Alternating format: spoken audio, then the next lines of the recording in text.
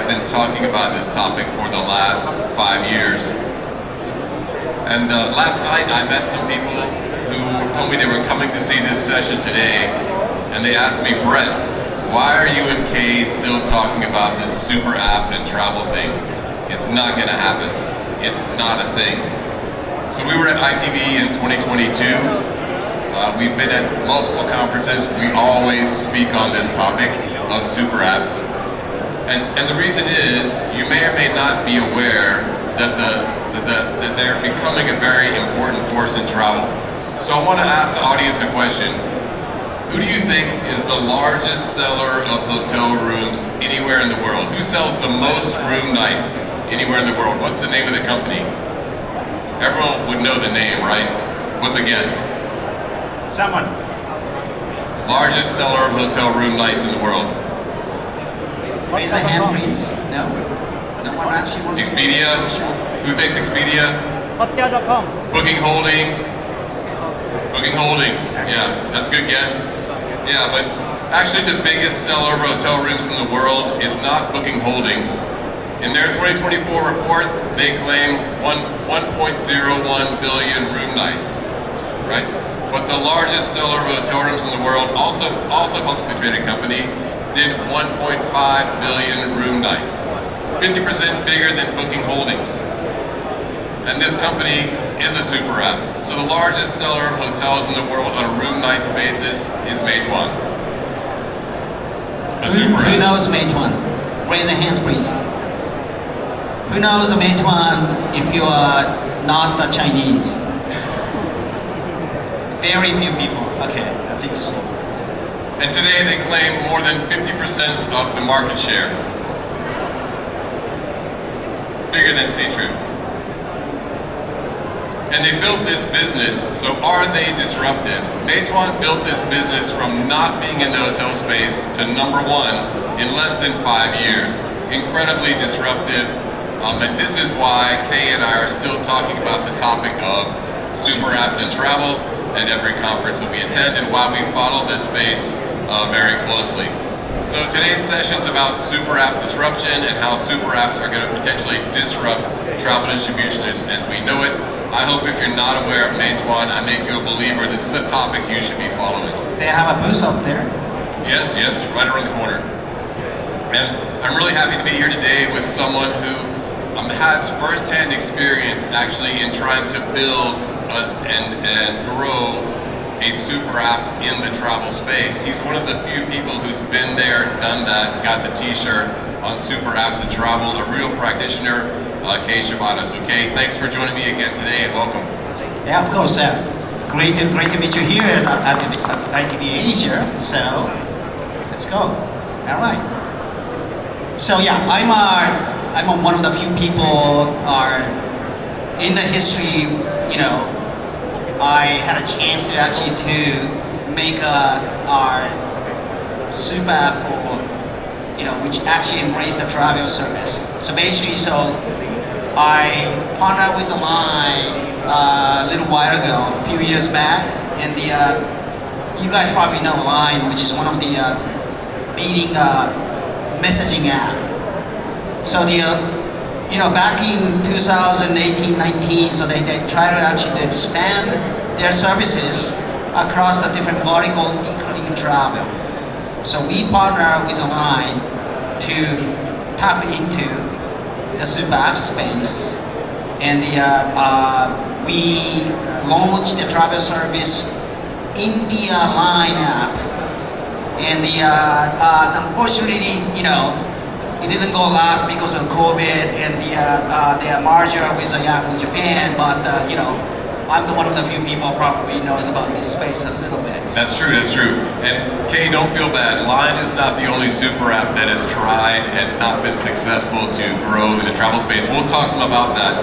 But let's talk first about what a super app is. You guys are all familiar here in Southeast Asia with super apps like Grab, Gojek, Line. And there's other super apps around the world.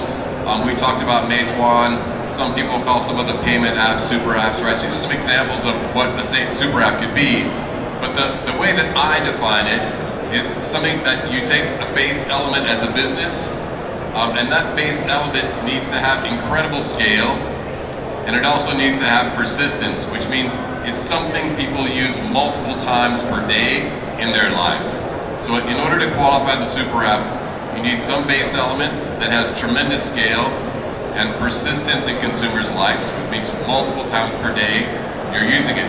And the way super apps grow is they take some base element, like ride hailing for Grab and Gojek, right?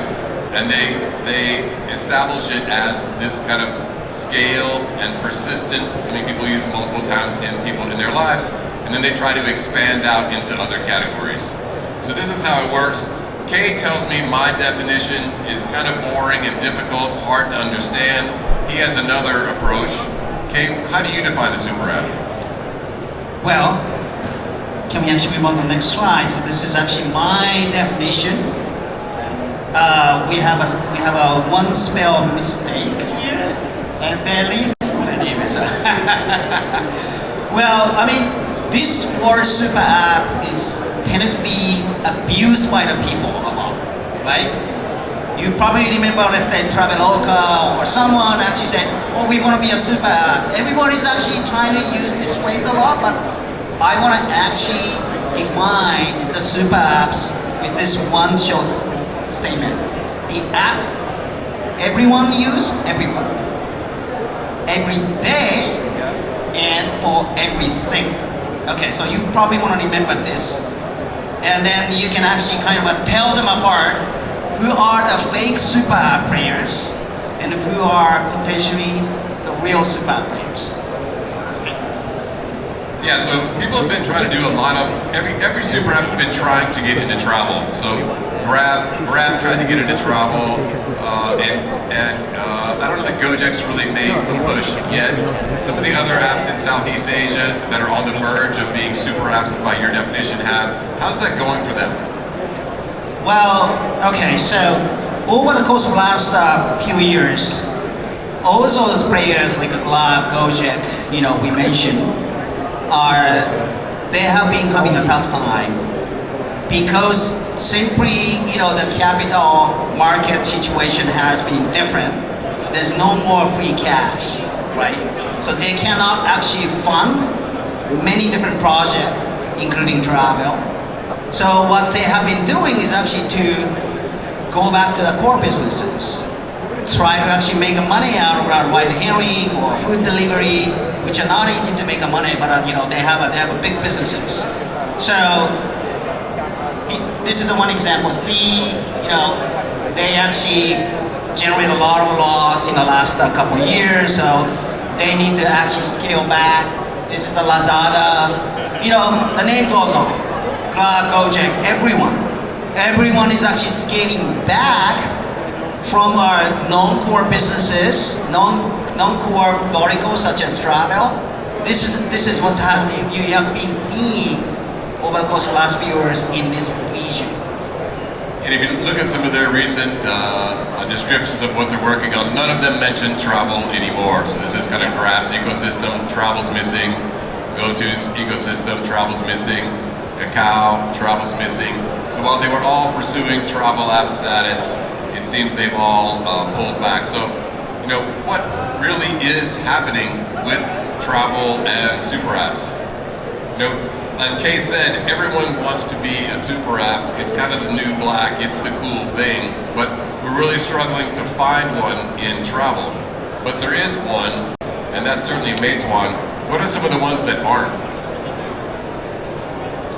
Well, as I touched upon a little earlier, I think Traveloka is one good example, right?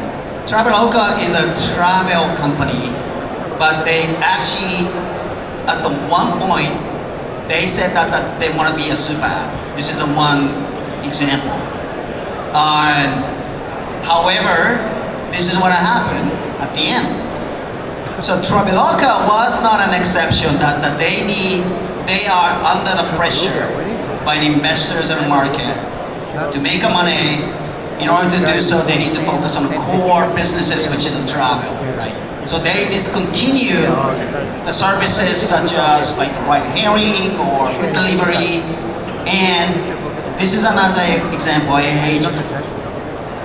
Yeah, so AirAsia also had big Superapp ambitions. In fact, we spoke just after them in 2022 at this ITB event.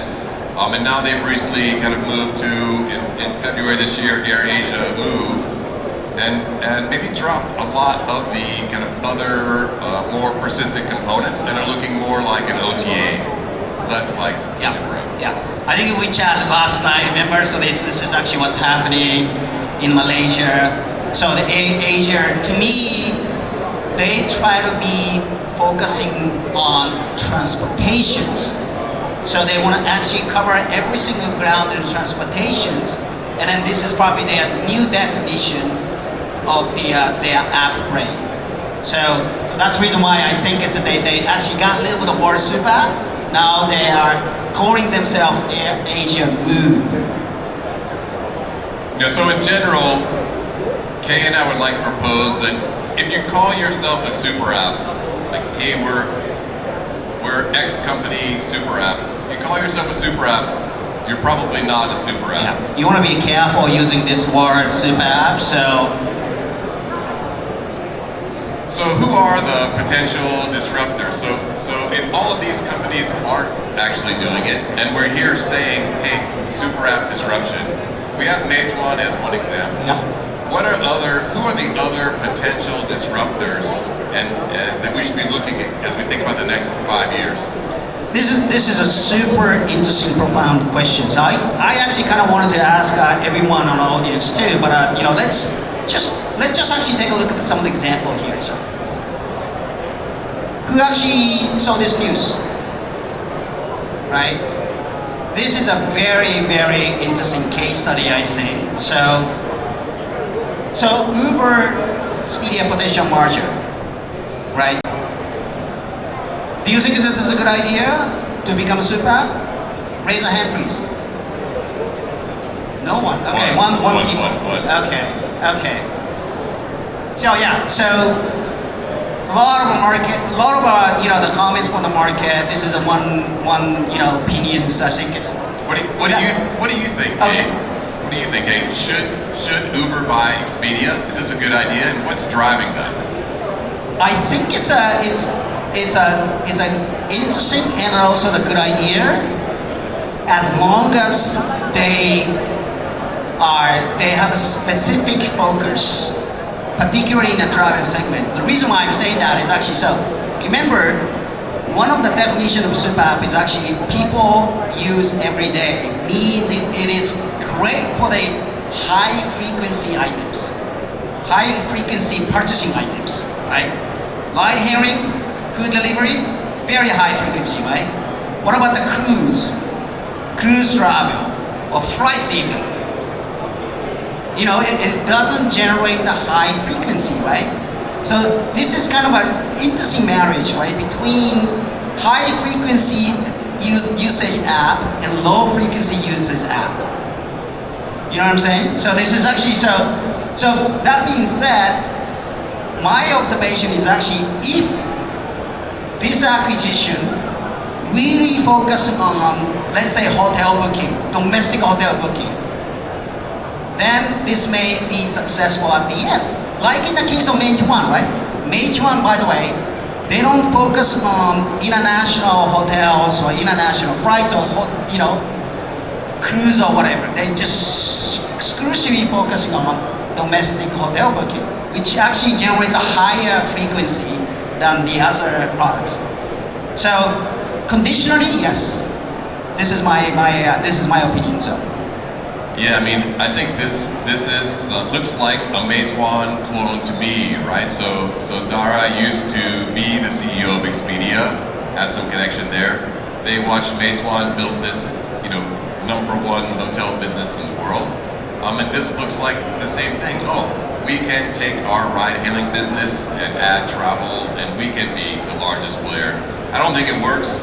I think that for a lot of reasons, Meituan executed in a very different way, organically, that Uber just will not be able to do. So. Well, another interesting argument is actually, people in the Silicon Valley, for example, they think this is a joke. You know the reason? Me too. Okay, so AI is a potential disruptor in the OTA model. So a lot of people started talking about the AI is going to kill the OTA model in the future. B for Uber, autonomous driving, drones, those things will probably kill their businesses. They're going to disrupt. Those technologies are going to disrupt the Uber business too. So instead of like spending a lot of money and efforts in this kind of a merger deal, those guys should actually invest in those technologies such as AI, autonomous driving, drones and everything. Which also makes sense to me too. So anyway, so this generates millions of different opinions now. You guys definitely wanted to actually keep monitoring what's going to happen in this kind of potential case studies. There are some others we can talk about in terms of potential disruptors. Before we move on to something that's even further out, I do think in Southeast Asia there are some potential disruptors like Gojek who could actually organically follow the Meituan formula and become the largest distributor of hotels in Indonesia. If I was Patrick, the CEO of Gojek, I would definitely be building my hotel team. I would definitely be trying to copy what Meituan's built out in Indonesia, the largest domestic market in Southeast Asia. There is no reason why you wouldn't be pursuing that category. I think Grab also could potentially do the same thing in many of the markets that they dominate. So I think those two are one to watch. The most likely to execute for me would be Gojek. So those are ones to watch in this region. Okay, so one more interesting example happening in the potential Superapps candidate. This, what I personally think is actually like the big financial companies, for example. Like, this is actually the map of the loyalty points in Japan. They're all dominated by the large financial companies, such as SMBC Group or SoftBank, PayPay. So all those guys actually have millions and millions of users actually in their ecosystem, right? Which has a lot of elements like payments, points, So imagine they have deeper pockets on travel companies, right? Credit card company, for example, their margin structure is way different from us, right? Travel business is actually much laser thin kind of margin structures, and we are kind of all struggling. But the payment companies, financial businesses, they have a different pocket. So having said that, let's move on to the next slide. So this is the one example. Over the summer, so we saw the news like this.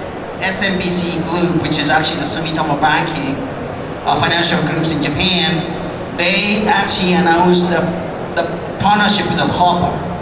Hopper is actually the OTA, it's based in Canada, so they are pretty strong in a B2C space in North America, but they're not well known in other part of the world.